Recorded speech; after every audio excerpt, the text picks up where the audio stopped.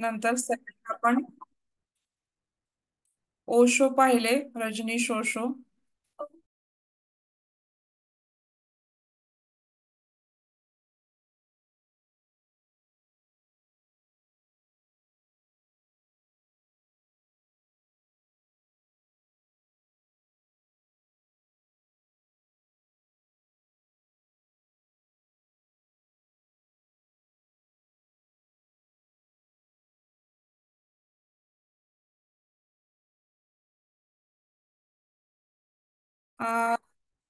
Modern thinkers पाहत आहोत आपण. पहिले पाहिले होते आपण की स्वामी कुवालंद पाहिले, त्याच्यात स्वामी विवेकानंद पाहिले, पी.के. अय्यंगार पाहिले, रजनीश ओशो पाहिले, अरविंदो पाहिले.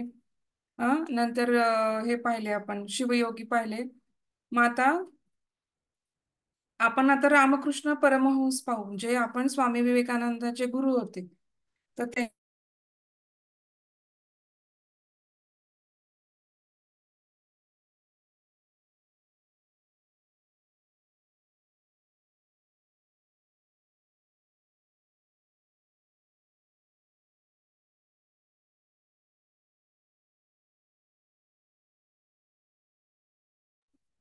त्यांचा जन्म 18 फेब्रुवारी 1836 साली झाला आणि मृत्यू 16 ऑगस्ट 1886. आता हे काय झाले की भारतामध्ये कुठे यांचा जन्म झाला की बंगालमध्ये. आणि ते एकदम जगविख्यात म्हणजे प्रसिद्ध होते सगळीकडे. गुडवादी म्हणजे काय, तर त्यांचा विषयी गुड वलय, एक प्रकारचं की रहस्यमय वलय म्हणतो ना, की अनप्रेडिक्टेबल व्यक्तिमत्व असतं, की आपल्याला त्याच्याविषयी आपण प्रेडिक्टच करू शकत नाही. असं एक प्रकारचं आवरण किंवा आपण म्हणू शकतो की रहस्यमय की किंवा कमी बोलत असल्यामुळं अंदाज बांधू शकत नाही आपण अशा लोकांचा. किंवा एक गुडवादी व्यक्तिमत्व असं म्हणू शकतो आपण त्यांना. नंतर रामकृष्ण परमहंसाचे मुख्य पट्टशिष्य कोण होते, तर स्वामी विवेकानंद हे रामकृष्ण परमहंसाचे शिष्य होते. नंतर आधुनिक भारतामध्ये त्यांनी धर्मप्रबोधनामध्ये साधारणतः खूप मोलाची कामगिरी केली. आणि त्यांचे शिष्य त्यांना काय म्हणत की ते ईश्वराचे अवतारच आहेत, असं त्यांचे शिष्य त्यांना मानत. आता त्यांचं जन्म नाव काय होतं, तर गदाधर चट्टोपाध्याय.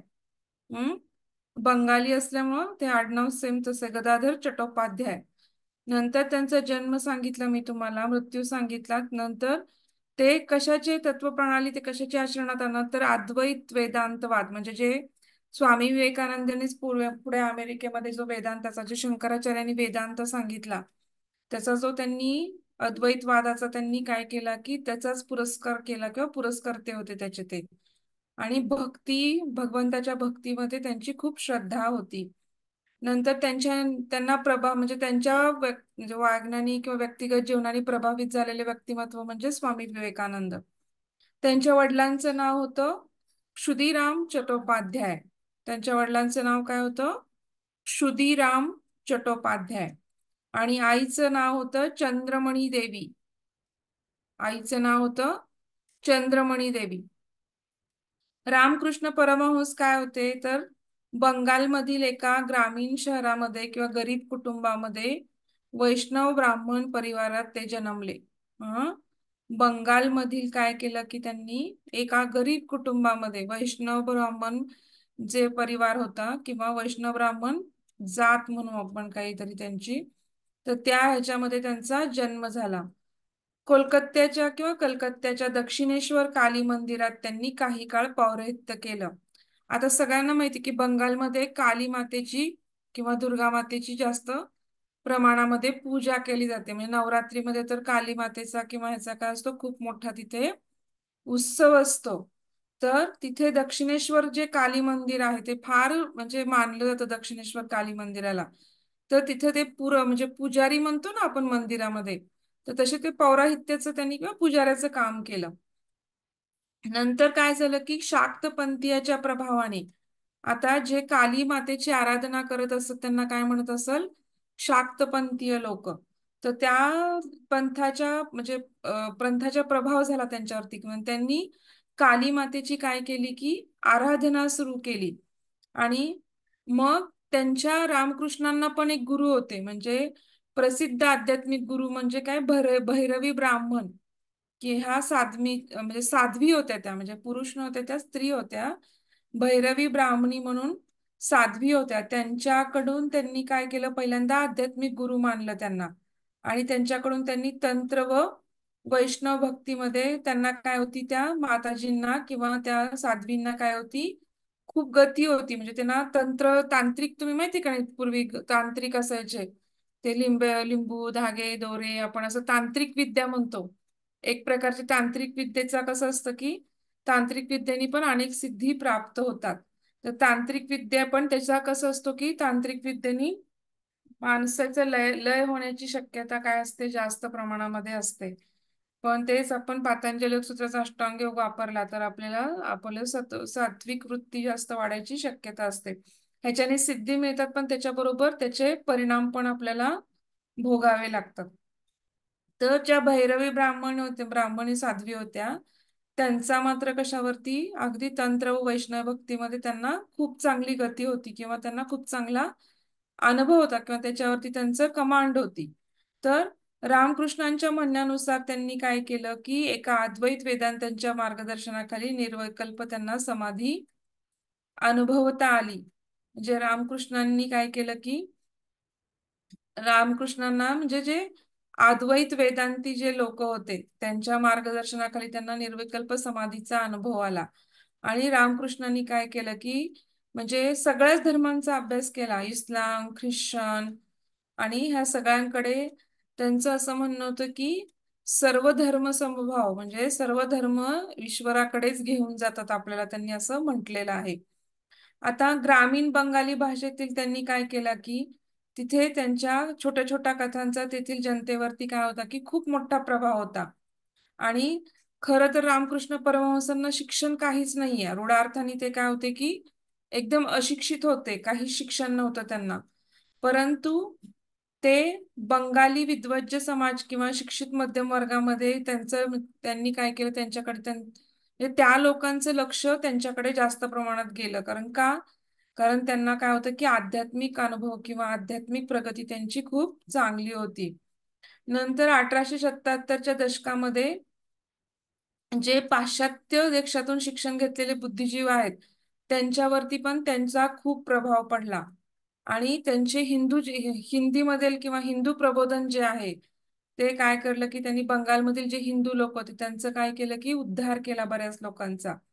नंतर सर्व धर्मियांसाठी त्यांच्या मते काय होतं की जितकी मते असतील तितके पंथ होणार, हा त्यांचं म्हणणं होतं की. आणि हा उपदेश म्हणजे सहिष्णुता, आपण म्हणतो आता आमिर खान वगैरे आपल्याला म्हणतात आम्ही इंटॉलरन्स आहे आम्हाला भारतामध्ये, किंवा आम्हाला इथं व्यवस्थितपणे वागवलं जात नाही, तर तसं नाहीये. तर प्रत्येक जेवढी जाती, जेवढे मत येतील तेवढे पंथ होतात, आणि पंथाप्रमाणे भारत कसा आहे, सहिष्णु देश आहे, असं परमहंसांचे उद्गार काय आहेत, प्रसिद्ध आहेत.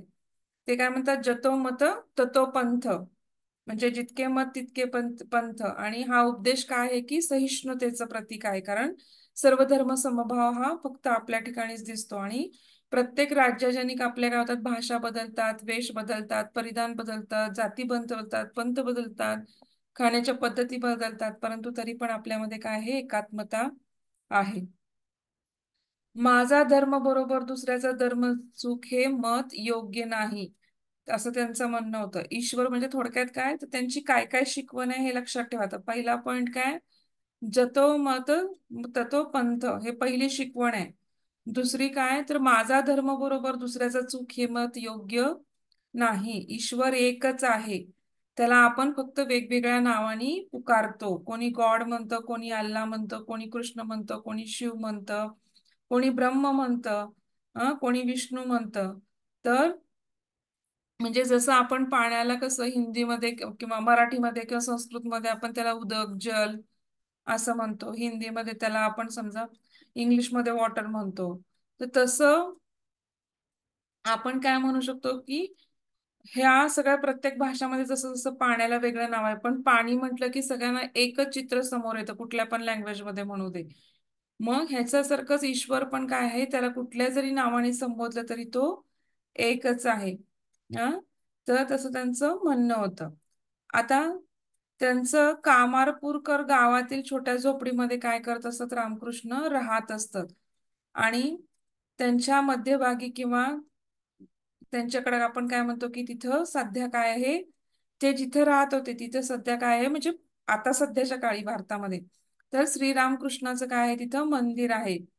पश्चिम बंगालच्या हुगळी जिल्ह्याच्या आरामबाग परिसरामध्ये कारमारपूरकर ग्रामी 1836 साली एका दरिद्र आणि धर्मनिष्ठ ब्राह्मण परिवारामध्ये रामकृष्ण परमहंसांचा जन्म झाला. वडील श्रीराम चट्टोपाध्याय व आई चंद्रमणा देवी यांचे तिथे काय होते, ते चौथे अपत्य होते. आणि त्यांच्या जन्मापूर्वी आई वडिलांनी काय केलं होतं की अनुभवलेल्या अनेक अलौकिक घटना त्यांना सांगितल्या होत्या. उदाहरणार्थ काय की चंद्रमा देवी जेव्हा त्यांच्या वेळेस गरोदर होत्या तेव्हा त्यांना असं स्वप्न पडलं की त्यांच्या गर्भाशयामध्ये शिवलिंगापासून एक ज्योती निघालेली आहे आणि तिचा तिने काय केलाय, त्यांच्या उदरामध्ये प्रवेश केला. असं त्यांना जेव्हा रामकृष्ण परमहंस पोटामध्ये होते तेव्हा असं स्वप्न पडलं होतं. आणि त्यांना जन्मकाळी त्यांच्या काय होतं की गया माहिती प्रत्येकाला तीर्थयात्रा गयेचं ठिकाण, तर तिथं त्यांना क्षुद्रीराम यांना काय झालं होतं, तर तिथं जेव्हा यात्रेला गेले होते तेव्हा त्यांना विष्णूंचं स्वप्नात दर्शन झालं. आणि त्यामुळं त्या काळातच झाल्यामुळे ह्या बालकाचं नाव काय ठेवण्यात आलं, किंवा रामकृष्ण परमहंसाचं नाव गदाधर असं ठेवण्यात आलं. आणि रामकृष्ण लहानपणी त्याला सगळेजण शॉर्टकट मध्ये काय म्हणायचे, तर गदा या नावानेच ओळखत असत. ते खूप मातीच्या मूर्ती बनवण्यामध्ये काय होता की त्यांचा खूप मोठा हातखंड होता. म्हणजे ते ना, आपण कसं आता सध्या हॉबी करतो, गाणं, म्युझिक, स्विमिंग, तसं त्यांना त्यांचा मोकळ्या वेळेमध्ये वेगवेगळ्या प्रकारच्या मातीच्या मूर्ती बनवण्याचा त्यांचा छंद होता. शालेय शिक्षणामध्ये त्यांना अजिबातच रुची नव्हती. आणि कारण तर त्यावेळेस सगळं संस्कृत मध्ये असायचं बऱ्यापैकी आणि संस्कृत शिक्षणाला सगळ्यात जास्त महत्व होतं. कारण आपले सगळे ग्रंथ काय होते, संस्कृत मध्ये होते.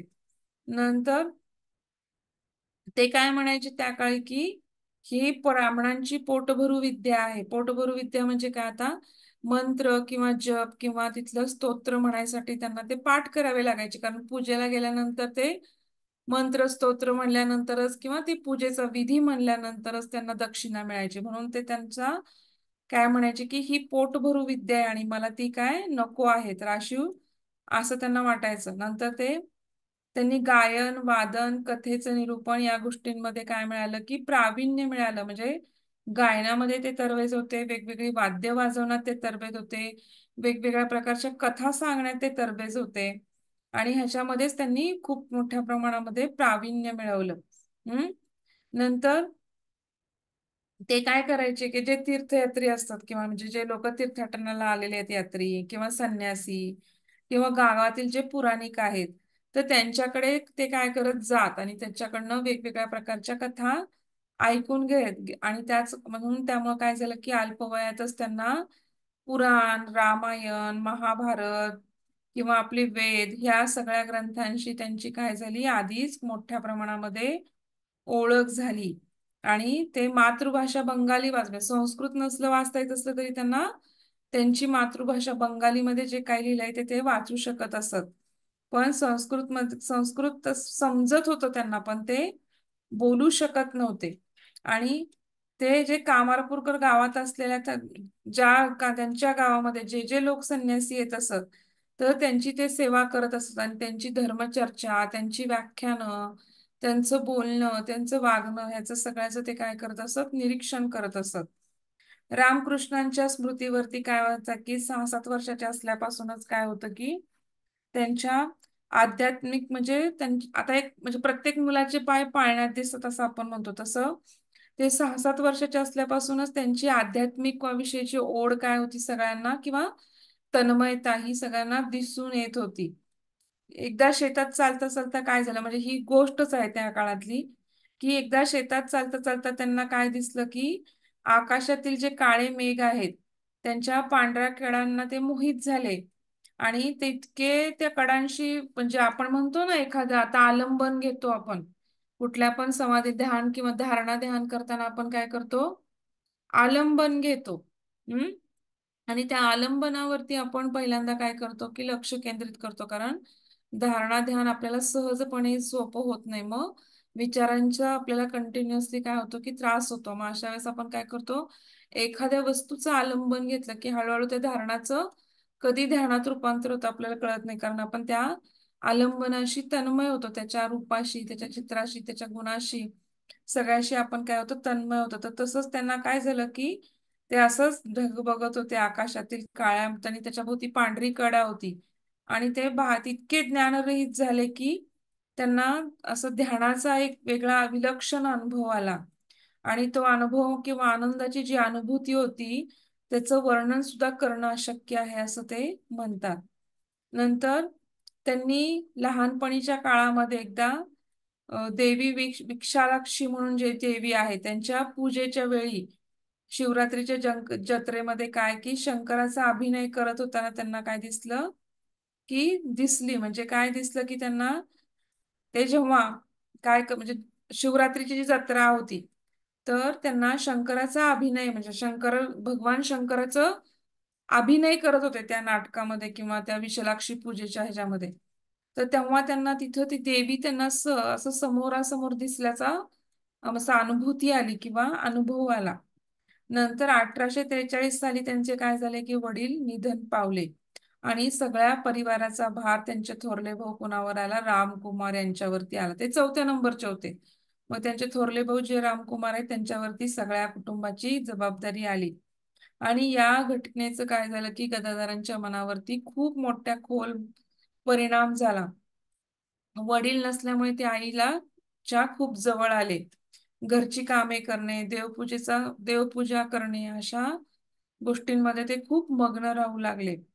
आणि गदाधरांच्या किशोर वयातील कारण ते तरुण असताना किंवा ऍडोलसंट पिरियड मध्ये असताना काय झालं, किशोरवयीन असताना त्यांच्यावरती अनेक आर्थिक संकटे आले, कारण वडील गेल्यामुळे म्हणजे किती म्हणलं तरी त्यांचे मोठे भाऊ पण लहानच होते आणि त्यामुळं खूप पैशाची अडचण यायला लागली बिकट. त्यामुळे त्यांनी काय केलं की त्यांचे जे मोठे भाऊ आहेत त्यांनी काय केलं की कलकत्त्यामधील पुरोहिताचा पेशा पत्कारला आणि त्याच वेळेस 1852 साली भावाला मदत करण्यासाठी गदाधर पण काय आले, तिथून कलकत्त्याला आले.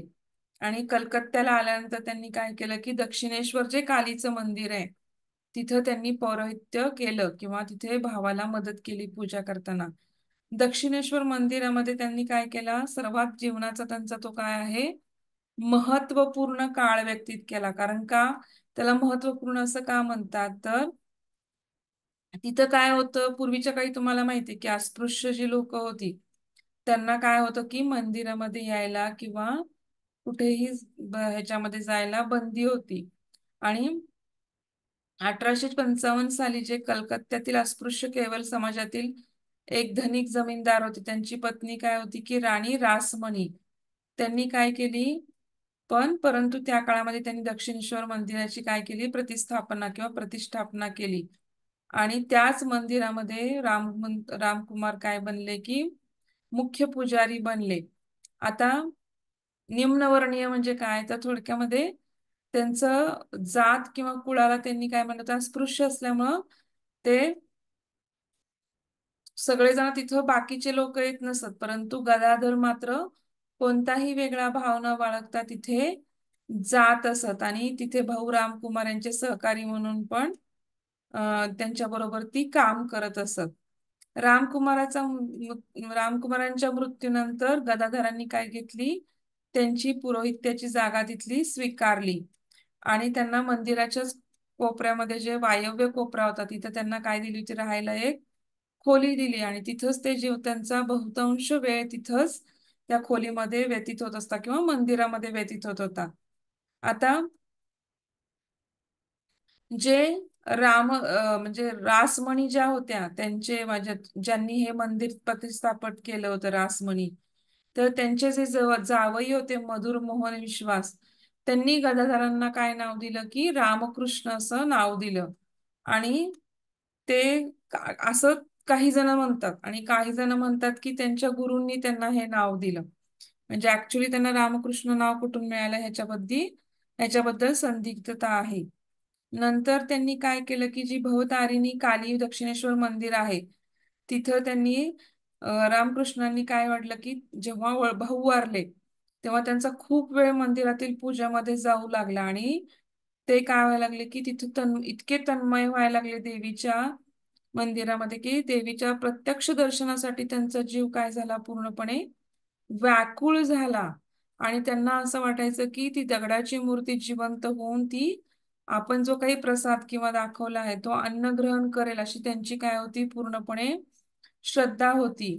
पूजा करता करता एकदा मात्र त्यांना अचानकपणे देवीचे दर्शन मिळायचं असं अचानकपणे देवी समोर आली आणि आपल्या जवळ बसली असं त्यांना भास व्हायचा आणि ते मग आनंदाने चित्कारत असायचे. तर कधी कधी तर रात्रीच्या वेळी ते जंगलामध्ये जाऊन सगळं ध्यान करत असत त्यावेळेस आणि लोकांना असं वाटायचं की हे वेडेच झालेत कारण जंगलामध्ये जाऊन ध्यान काय करतायत मंदिरामध्ये पूजा करताना अचानक चित करतायत काय किंवा इतके ईश्वर भक्त झाले की लोकांना ते वेडे झाल्यासारखं वाटू लागलं. मग त्यांनी एक दिवशी खूप अस्थिर झाले होते मन त्यांचं एकदम अस्थिर झालं होतं. पण त्यांनी मग संकल्प केला की जोपर्यंत मला देवी पूर्णपणे दर्शन देत नाही तो नाही जर दर्शन नाही दिलं तर मी काय करीन प्राणत्याग करीन.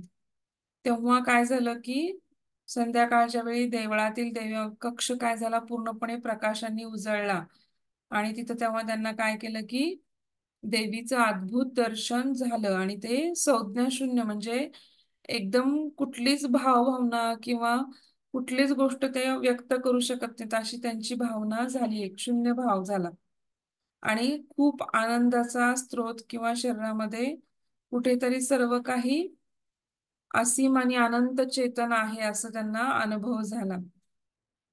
नंतर त्यांना काय वाटायचं की ते असं वाटायचं की कधी कधी त्यांना वाटायचं की सगळ्या दिशांनी लाटा किंवा समुद्राच्या गर्जना मला जणू काही पूर्ण त्या माझ्या अंगावरती कोसळत आहेत किंवा असं त्यांना ते जाणवायचं म्हणजे आपण नादानुसंधानामध्ये तुम्हाला माहितीये की 13 प्रकारचे आवाज येतात तर त्याच्यामध्ये समुद्राच्या गर्जनेचा एक आवाज असतो की आपण जेव्हा नादानुसंधान करतो तेव्हा काय होतं की आपल्याला असे आवाज येतात.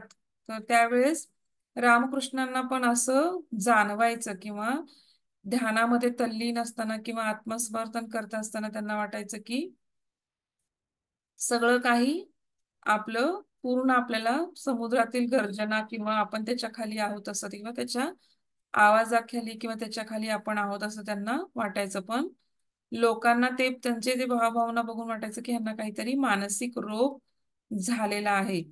मग ते अशी जेव्हा सगळीकडे बातमी पसरायला लागली की ते वेडेच झाले आहेत तर त्यांच्या आईला वाटलं की आपण जर त्यांचं लग्न करून दिलं विवाह बंधनात त्यांना जर अडकवलं तर त्यांचं वेळ जरा कमी होईल. आणि मग त्यांनी काय केलं की आणि त्यांना असं थोडेसे अध्यात्मातून बाजूला पडतील. रामकृष्णांनी विवाहाला काही विरोध केला नाही परंतु त्यांचा विवाह कुणाशी झाला की कामारपूर गावापासून त्यांचं जे गाव होतं कामारपूरकर तर तिथून 3 मैल जे वायव्यास असलेलं जयाराम वाटी म्हणून गाव होतं. हम्म आणि तिथील जे रामचंद्र मुखोपाध्याय यांची मुलगी तिचं नाव काय होतं की 5 वर्षाची होती ती फक्त शारदा तिच्यासोबत काय झालं रामकृष्णांचं वय 23 वर्ष आणि ती 5 वर्षाच्या शारदेसोबत झाला. वयाचं मोठेपण तत्कालीन समाजात मध्ये काय होतं त्यावेळेस मान्य नव्हतं ते किती पण मोठ्या वयाच्या लोकांशी लग्न होत असत त्यावेळेस. मग त्यांचं नाव मात्र शारदामणी असं होतं. पण लौकिक अर्थाने काय केलं रामकृष्णांनी वैवाहिक जीवन काही स्वीकारलं नाही किंवा त्यांच्याजवळ ते काही राहिलेच नाहीत. साधना साधना काय काय केलं त्यांनी की त्यांनी मंदिराचं कामकाज पाहायला सुरुवात केली. अध्यात्माचं सखोल ज्ञान घेण्याची त्यांची इच्छा खूप मोठ्या प्रमाणात होती आणि जात्याभिमान दूर करण्यासाठी त्यांनी काय केलं की कनिष्ठ वर्गीयांच्या हातून अन्न ग्रहण घेतलं. मंदिरातील सेवेकरी म्हणून अस्पृश्य लोकांची नेमणूक केली. नंतर सोन्या चांदी नाणी मातेच्या ढिगारात मिसळून त्यांनी द की जे काही सोन्या चांदी नाणी मातीचा ढिगारा असेल त्यात त्यांनी काय केलं की टाका माती माती टाका, धन माती माती धन असे म्हणत पैसे गंगा नदीत काय केले त्यांनी, फेकून देत असत. त्यांचे हे वर्तन ही काही लोकांना काय वाटायचं वेडचं, कारण मंदिर म्हटलं की तिथं दान येणार आणि त्या दानाचा उपयोग मंदिराच्या उद्धारासाठी केला जातो. पण ते रामकृष्ण काय म्हणत असत की टाका माती माती टाका, धन माती माती धन असे म्हणत काय करायचे ते, की म्हणजे त्याचा अर्थ काय की सोन्या चांदीची नाणी मातीच्या ढिगाऱ्यात मिसळून टाका, असा त्याचा अर्थ होतो. आणि असे म्हणत ते पैसे काय करायचे की गंगा नदीमध्ये फेकून द्यायचे. आणि हे वर्तन पण लोकांना काय वाटायचं वेडसरकन. साहजिक आहे की त्या पैशाचा उपयोग मंदिराच्या जीर्णोद्धारासाठी किंवा बाकीच्या गोष्टींसाठी करायचा सोडून तो पाण्यात टाकल्यानंतर काय व्हायला लागलं की ते वेडसरपणाचं वाटायचं लोकांना. नंतर त्यांचा देह इतकं म्हणजे इतकं ते मंदिरामध्ये तन्मय होत असत की त्यांचा देह पण काय झाला होता, खूप संवेदनशील झाला होता. आणि झोपेत कोणी स्पर्श केला तरी काय व्हायचं की त्यांचं अंग पूर्ण आकसून जायचं. आणि त्याच काळामध्ये त्यांच्या शरीराला पूर्ण दाह किंवा आग होतीये किंवा जळजळ होतीये असं जाणवू लागलं त्यांना. खूप शरीराचा दाह व्हायचा आणि तो कमीच व्हायचा नाही. आणि त्यामुळे त्यांना झोप पण लागायची नाही. त्यामुळे त्यांचं दैनंदिन मंदिरातील कामकाज पण काय झालं, प्रभावित झालं. आणि मग डॉक्टरांना काय केलं, बोलवून आणलं. आणि मग डॉक्टरांनी काय सांगितलं की पराकोटीचा आध्यात्मिक भाववेग म्हणजे काय की ते इतके भावनिकरित्या भगवंताशी एकरूप झाले होते किंवा अध्यात्मासाठी त्यांचा भावनेचा क्षोभ इतक्या मोठ्या प्रमाणात झाला होता. आणि त्याच्यामुळं ते ह्या पराकोटीच्या आध्यात्मिक भाववेगामुळे काय झालं की त्यांच्या शरीराचा दाह होत होता आणि ते ह्याच्यावरती काहीही औषध नाही असं डॉक्टरांचं म्हणणं होतं. मग त्यांनी काय केलं पुढे जाऊन रामकृष्णांनी की जी भैरवी ब्राह्मण व ती तंत्र साधना करायची, तंत्र विंत्र विद्या असतात ना त्या करायच्या त्या, तर त्यांच्याकडे काय केले ते गेले आणि त्यांनी त्या योगिनींकडे काय केलं की त्यांचं काय होतं की मूळ नाव योगेश्वरी होतं, परंतु त्यांचं वय 40च्या आसपास होतं आणि त्यांच्याविषयी पूर्व माहिती काही उपलब्ध नाहीये. पण त्यांचं मूळ नाव योगेश्वरी होतं आणि त्या वय त्यांचं 40च्या आसपास होतं. या दोनच गोष्टी आपल्याला माहिती आहेत. आणि त्या जेव्हा इकडे दक्षिणेश्वर मंदिराच्या त्या बाजूला आल्या तेव्हा त्यांनी काय केलं की त्यांचं म्हणजे त्यांचं शिष्यत्व पत्करलं. आणि त्यांनी त्यांच्याकडून काय शिकून घेतलं की त्यांना आपला हा देहपीडेचा अनुभव सांगितला की आपलं शरीर कसं जळतंय किंवा दाह होतोय. तर मग भैरवीने त्यांना आश्वस्त केलं की मी तुम्हाला मार्ग दाखवीन त्यासाठी. आणि त्यांनी काय होतं की भैरवीने त्यांच्या शारीरिक पीडेच्या निराकरणाचा उपायही त्यांना सांगितला. आणि मग श्रीरामकृष्णांनी काय केलं की तांत्रिक साधना सुरू केली. या साधनेने काय झालं, त्यांच्या समस्त शारीरिक व मानसिक पीडा आणि संपल्या. आणि तंत्रविद्येत सांगितलेल्या 64 प्रकारच्या साधना रामकृष्णांनी अभ्यासल्या. म्हणजे त्या तांत्रिक ज्या विद्या होत्या 64 प्रकारच्या, त्या सगळ्या साधनांचा रामकृष्णांनी अभ्यास केला. म्हणजे जप करणे किंवा पुनश्चरण मंत्र साधना करणे किंवा आत्मनियंत्रण मिळवे किंवा तंत्र साधनामध्ये कसं असतात कधी कधी वामाचार. वामाचार म्हणजे काय की चुकीच्या गोष्टी असतात की मांस भक्षण किंवा मत्स्य भक्षण, मद्यपान, यौनाचार असं ह्या सगळ्या गोष्टी त्याच्यामध्ये असत. परंतु रामकृष्णांनी जे त्यांच्या आत्मचरित्रात दिले की शेवटचे जे मद्यपान आणि यौनाचार हे दोन गोष्टी त्या त्यांनी कधीच केल्या नाहीत, परंतु बाकीच्या गोष्टी त्यांनी केल्या आणि त्यांनी वंचित फळ मिळवलंय. परंतु त्यांनी फक्त वामाचाराचा काय केलाय की एक ज्ञानमार्ग म्हणून उल्लेख केलाय, परंतु ते म्हणत असतात की इतरांनी ह्या मार्गाचा अंगीकार करू नये, कारण त्याच्यावरती संयम मिळवणं किंवा ह्या सगळ्या गोष्टीतनं बाहेर पडणं नंतर अवघड होतं. नंतर विवेकानंदांनी त्यांना एकदा प्रश्न केला होता की हा मार्ग मोठा अवघड आहे, म्हणजे पतन किंवा तोल जाणं इथं निश्चित आहे, तर तुम्ही पण हा मार्ग कोणी स्वीकारू नका असं त्यांनी उत्तर दिलं होतं विवेकानंदांना पण. नंतर 21 सप्टेंबर 1879 रोजी त्यांनी काय केलं की केशवसेंद्र सेन म्हणून जे लोक होते म्हणजे एक मनुष्य होते त्यांच्या घरी किंवा रामकृष्णांनी काय घेतली की भावसमाधी घेतली. तर ह्या भावसमाधी तिथेच त्यांनी काय केलं की आपला देह त्याग केला. नंतर ज्या भैरवी माताजी होत्या त्यांनी काय केलं होतं की त्या पूजेमध्ये त्यांनी काय केलं की त्यांची पण त्या भैरवींची ते कुमारिका देवी समजून त्यांची पण काय करत रामकृष्ण पूजा करत असतात आणि कुंडलिनी योगासाठी पण ते काय करत असत की त्याची पण साधना करत असत कुंडलिनी शक्ती जागृत करण्यासाठी. त्यांनी शारदा देवींना काय केलं की जगन्माता या नावाने काय केलं की त्यांची षोडश पूजा पण केली आहे. साधनेमध्ये त्यांनी कुठंच कुठलीच गोष्ट ठेवली नाही की इतकी सगळ्या लोकांनी किंवा इतके देवींची म्हणा किंवा भैरवी मातेची म्हणा या सगळ्यांची किंवा परमेश्वराची म्हणा सगळ्या ठिकाणी काय केलं जातं की त्यांनी सर्व ठिकाणी काय केलं की अध्यात्मामध्ये प्रगती करण्यासाठी किंवा त्याच्यामध्ये मार्गचार करण्यासाठी त्यांनी प्रत्येक गोष्टींचा अवलंब केला. नंतर त्यांची जी वैष्णवीय भक्ती साधना म्हणतो की आहे वैष्णवीय भक्ती पदामधील ते काय म्हणायचे की ईश्वराच्या बद्दल त्यांनी प्रेमाविषयी काय केलेलं आहे की 5 भावांचा उल्लेख केला आहे. आता त्यांनी भावातीत समाधी केली ना, मग त्यांनी जे काही आपले विष्णू भगवान आहेत किंवा वैष्णवपंथी म्हणजे साधारणतः वैष्णव किंवा विष्णूंचे जे दास आहेत त्यांना आपण वैष्णवपंथी किंवा असं म्हणू शकतो. तर त्यांनी 5 भावांचा उल्लेख केलाय. ते 5 भाव कुठले कुठले आहेत? तर पहिला भाव आहे शांत भाव, दुसरा भाव आहे दास्य भाव, तिसरा भाव आहे सख्य, चौथा भाव आहे वात्सल्य आणि 5वा भाव कोणता आहे की मधुर. तर ह्या सगळ्या भावांचा श्री रामकृष्णांनी काय केलेला आहे अभ्यास केलेला आहे आणि त्याचा अनुभव घेतलेला आहे आणि त्याच्यानंतरच हे 5 भाव उत्पन्न होतात किंवा हे होतात त्यांनी सांगितलं. त्यांनी कुठले कुठले तर शांत, दास्य, सख्य, वात्सल्य व मधुर. जेव्हा काली मातेचं दर्शन झालं तेव्हा तेव्हा त्यांनी काय केलं की रामकृष्णांनी काली मातेची दास्य भावनेने काय केली होती की साधना केली होती. नंतर त्यांनी स्वतःस हनुमान मानून प्रभू रामचंद्रांची सुद्धा आराधना केली होती.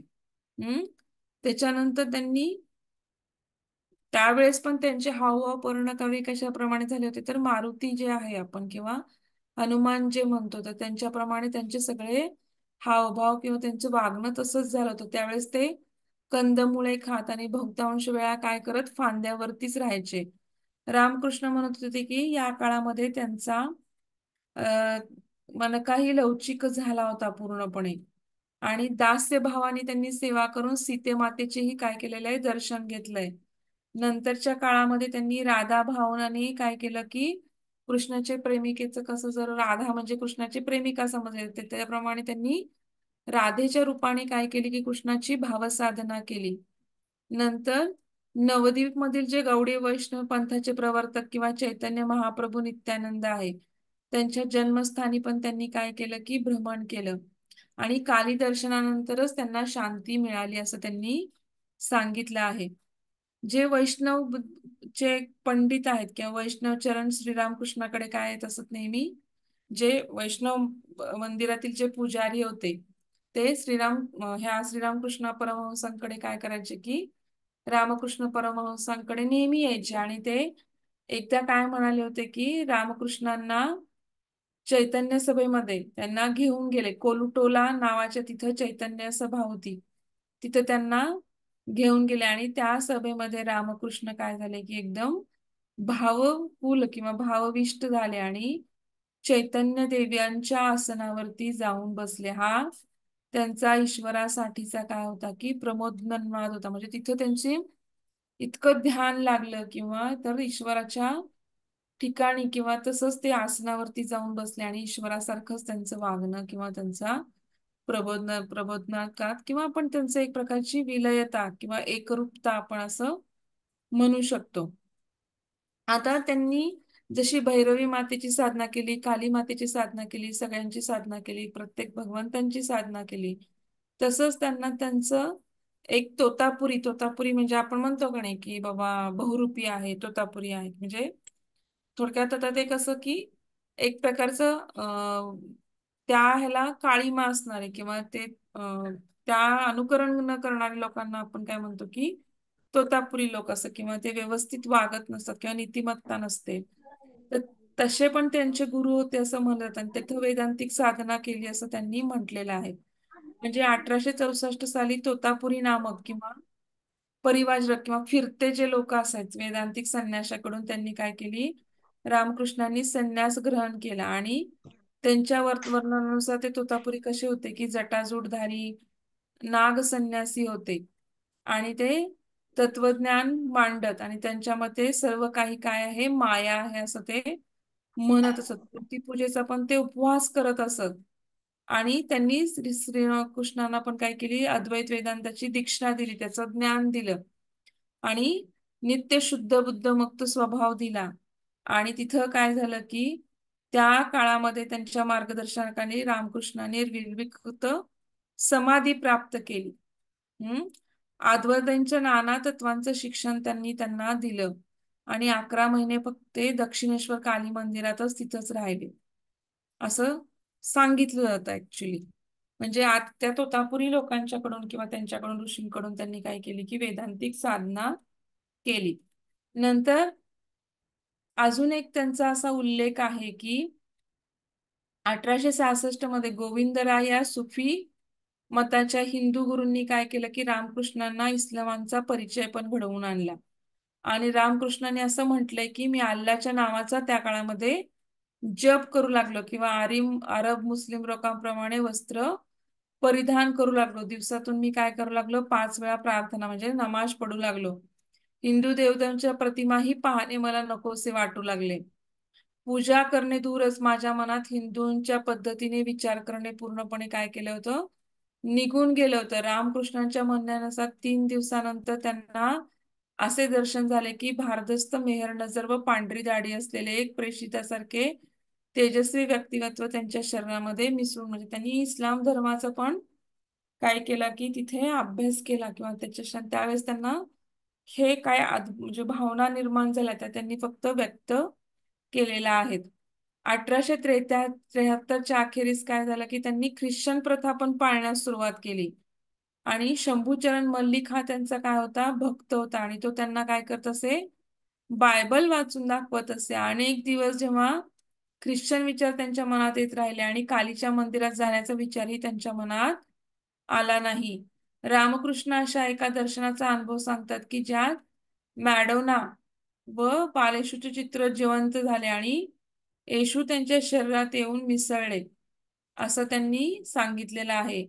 आणि इतर त्यांच्या खोलीमध्ये इतर देवी प्रतिमासोबत ख्रिस्तांचीही प्रतिमा होती असं सांगण्यात येतं. सकाळ संध्याकाळ ते त्या प्रतिमेसमोर उदबत्ती लावत असत.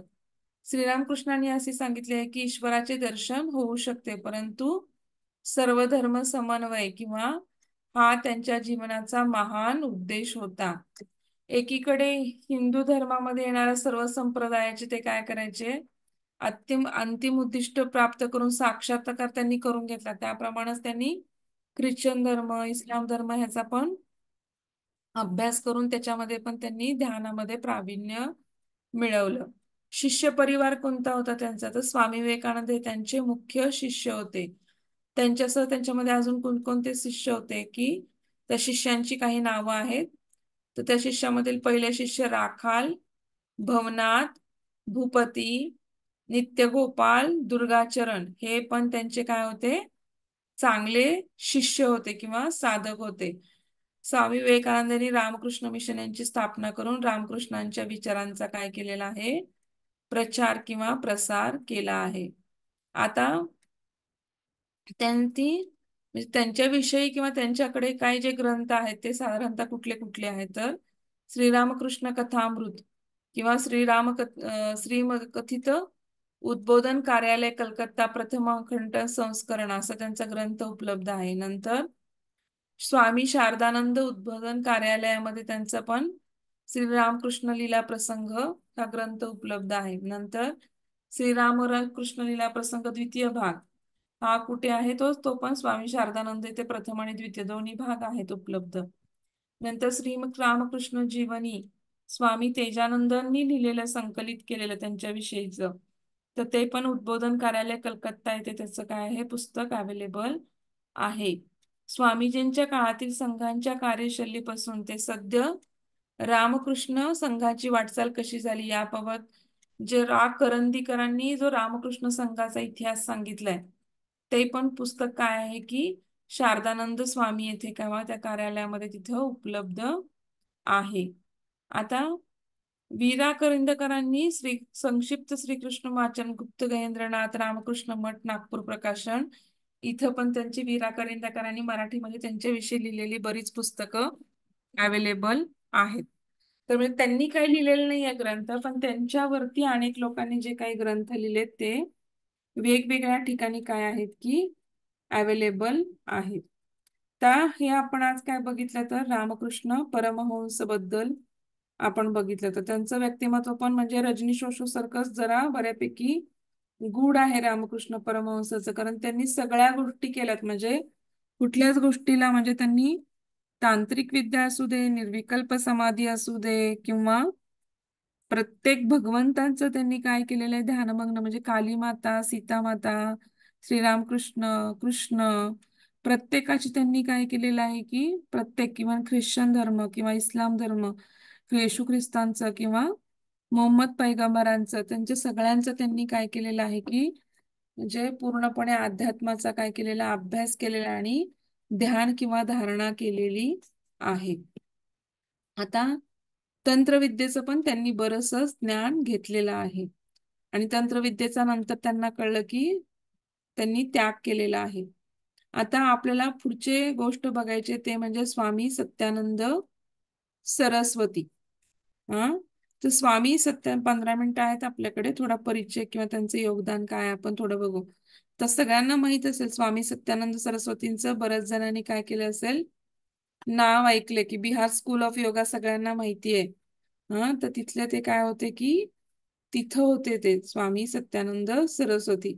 आता त्यांचं जीवन परिचयामध्ये आपण काय पाहणार आहोत, तर त्यांचा जन्म कुठे झाला, तर उत्तराचल सगळ्यांना माहिती आहे. अल्मोरा गावी त्यांचा जन्म 25 डिसेंबर 1923 रोजी जमीनदार घरात. तुम्हाला माहिती आहे पूर्वी जमीनदार पद्धती किंवा जमीनदार पद्धती हे होती की जमीनदार असायचे आणि लोक त्यांच्याकडनं काय करायचे, कर्ज घ्यायचे. गरीब लोक त्यांच्याकडनं कर्ज घ्यायचे कारण त्यांच्याकडे खूप मोठ्या प्रमाणात जमिनी असायच्या आणि त्यांना जमीनदार म्हणायचे म्हणून. किंवा शिवाजी महाराजांच्या काळात पण त्यांनी बऱ्याच जणांना जमिनी दिल्या आणि त्यांना त्यांना जमीनदार असं म्हणत, ज्यांना ज्यांना जमिनी मिळाल्या खूप प्रमाणात त्यांना जमीनदार म्हणत असत किंवा ते श्रीमंत असत बऱ्यापैकी, शेठ पण म्हणत असत त्यांना. अशा घरामध्ये त्यांचा काय झाला की जन्म झाला.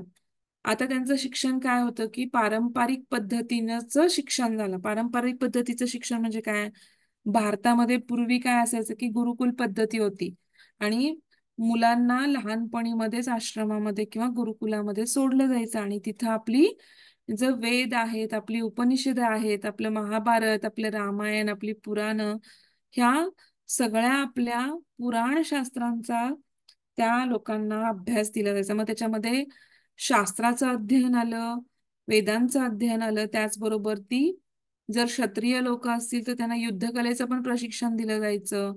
त्याच्याबरोबर त्यांना आश्रमातील बरीच कामं किंवा म्हणजे स्वावलंबन शिकवलं जायचं.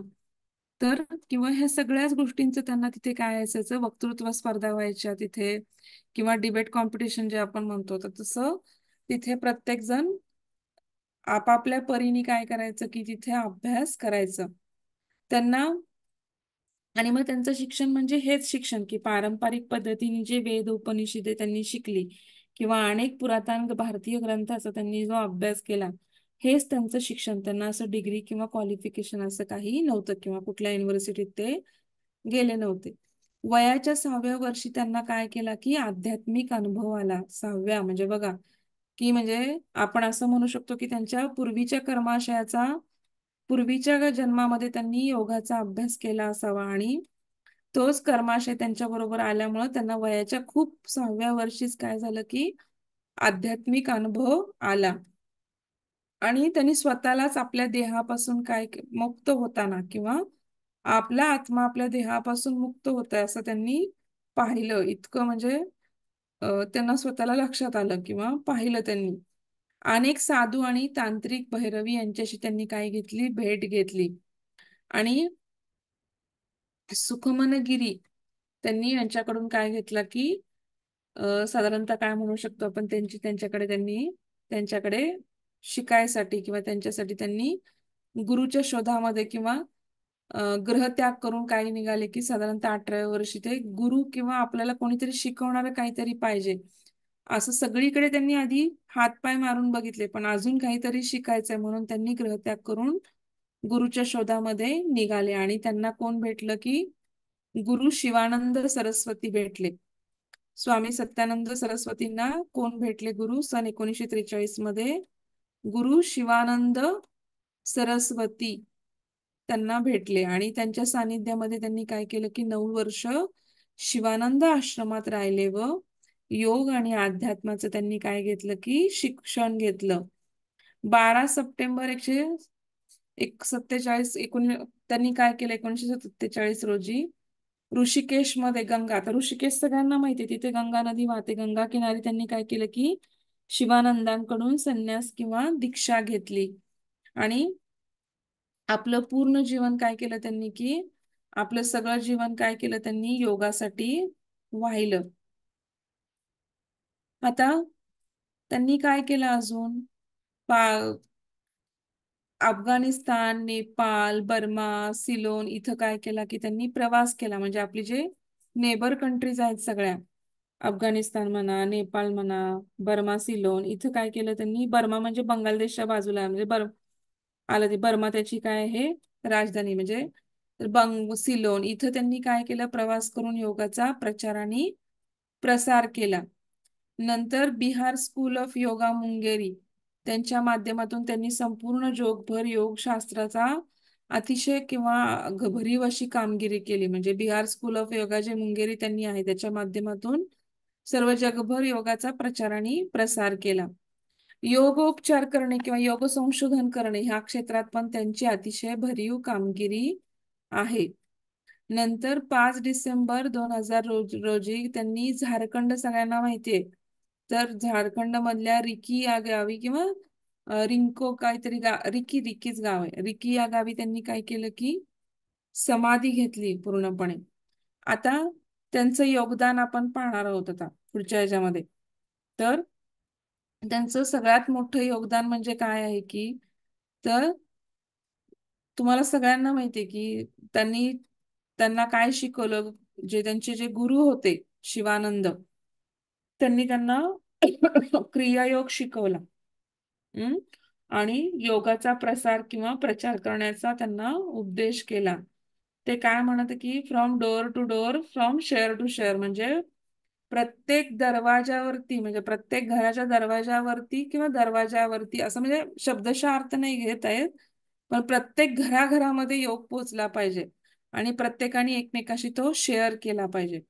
तर असंच करण्यासाठी त्यांना योगाचा प्रचार किंवा प्रसार करण्यासाठी त्यांना गुरु शिवानंदांनी पाठवलं.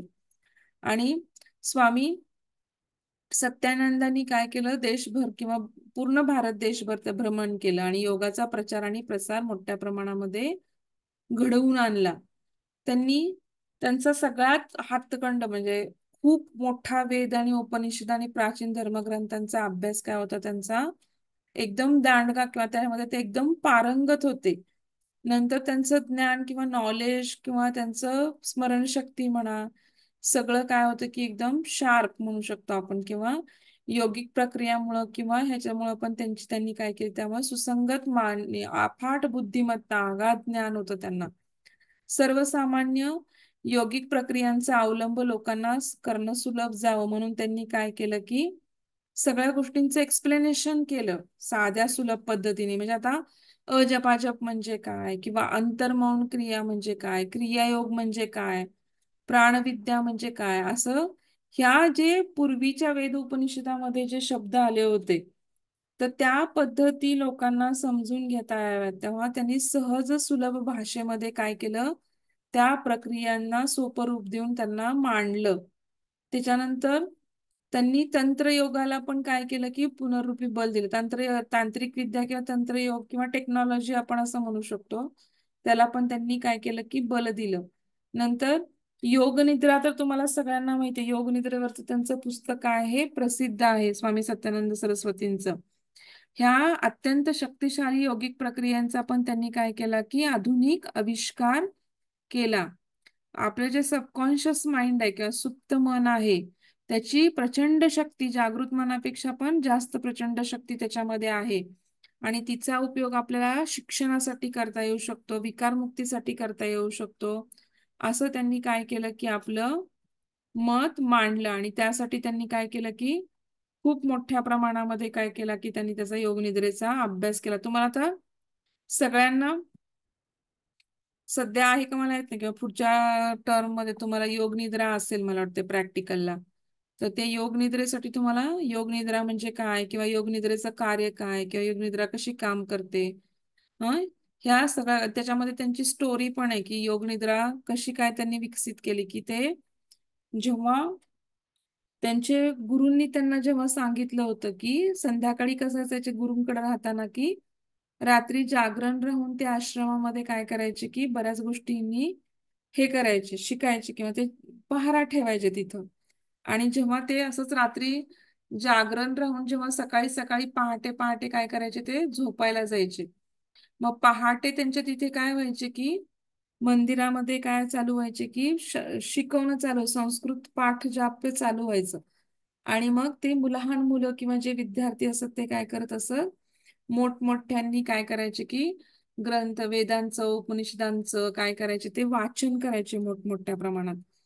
आणि त्यांना असं लक्षात आलं की आपण म्हणजे पूर्णपणे जागृत अवस्थाही नाही, पूर्णपणे झोपेची अवस्थाही नाही. पण जेव्हा ते हेच मंत्र कधीतरी त्यांनी परत ऐकले तेव्हा त्यांना ते मंत्र म्हणता येऊ लागले. मग हे मंत्र पूर्वी आपण कधीच अभ्यासले नसताना आपल्याला का म्हणता येईल, मग त्याचा त्यांनी शोध घ्यायला सुरुवात केली. आणि मग त्यांना लक्षात आलं की हे सकाळी जेव्हा मुलं म्हणतात तेव्हा काय होतं की आपल्या मनावरती त्याचा काय होतोय की परिणाम होतो, किंवा आपली सुप्त मनाची जी सबकॉन्शियस माइंड आहे त्याच्यामध्ये काय होतात की त्या गोष्टी येऊन धडकतायत आणि त्या आपल्याला काय करतायत की काही न करता सुद्धा त्या मनाची प्रचंड शक्तीमुळे काय होतात की हे आपल्याला जे काही जाप किंवा जे काही मंत्र आहेत किंवा जे काही संस्कृत श्लोक आहेत ते आपल्याला त्यांचा अर्थासहित काही न करता आपल्याला त्या गोष्टीचा काय होतो त्यांना म्हणजे त्या गोष्टी आपल्याला अनुभव येतात. आणि मग त्याच्यातूनच त्यांनी काय केलं की पुढे जाऊन की आपण जर ह्याचा उपयोग आपल्या शिक्षणामध्ये केला किंवा अफर्मेशन सकारात्मक गोष्टी घालण्यासाठी केला किंवा ताण कमी करण्यासाठी केला तर, किंवा हे सुप्त मनाची शक्ती जर आपण लोकांची जागृत केली योग निद्रेद्वारे, तर आपल्या अनेक गोष्टी ज्या आपल्या बुद्धीच्या मर्यादेच्या म्हणजे आपण ज्या बुद्धीच्या मर्यादेत नाहीत असं वाटतात त्या अनेक गोष्टी पण आपण काय करू शकतो, करू शकतो. अं? आणि त्याचा आपण काय करू शकतो, त्याचा आपण आयुष्यामध्ये त्याचा फायदा करून घेऊ शकतो किंवा मोठमोठ्या सिद्धी सुद्धा आपण त्याद्वारे काय करून घेऊ शकतो, प्राप्त करून घेऊ शकतो. आणि त्यांनी त्याच्यामध्ये योगनिद्रेचा मग शोध लावला.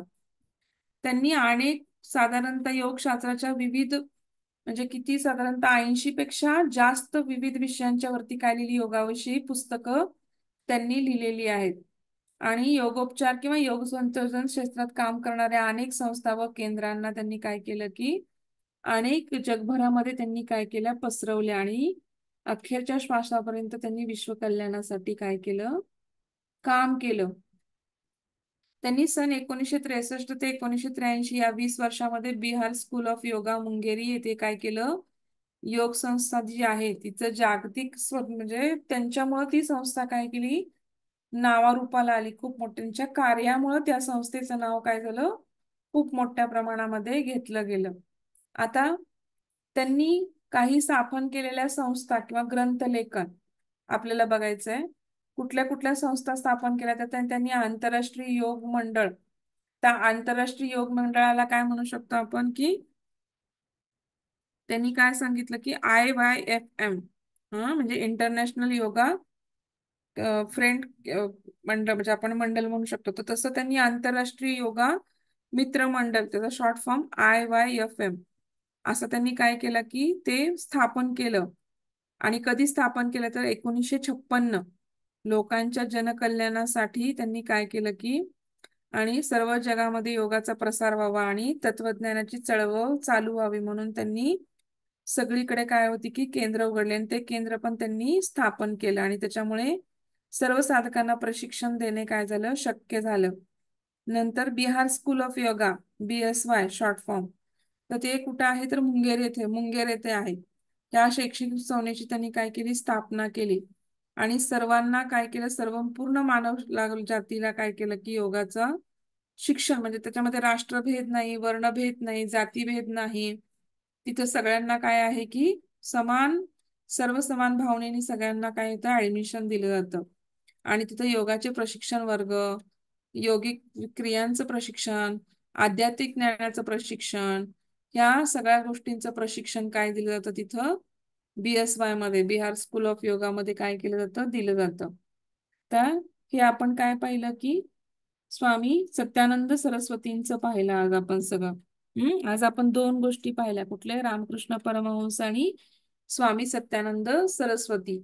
रामकृष्ण परमहंस स्वामी विवेकानंदांचे गुरु होते आणि स्वामी सत्यानंद सरस्वतींचे गुरु कोण होते तर शिवानंद स्वामी. आता पुढच्या वेळेस आपण त्यांचे गुरु जे आहेत स्वामी शिवानंद, तर शिवानंद सरस्वती, परमहंस स्वामी शिवानंद सरस्वती, त्यांच्याविषयी आपण पाहणार आहोत. ह्याच्यामध्ये कुणाला काही शंका आहे का?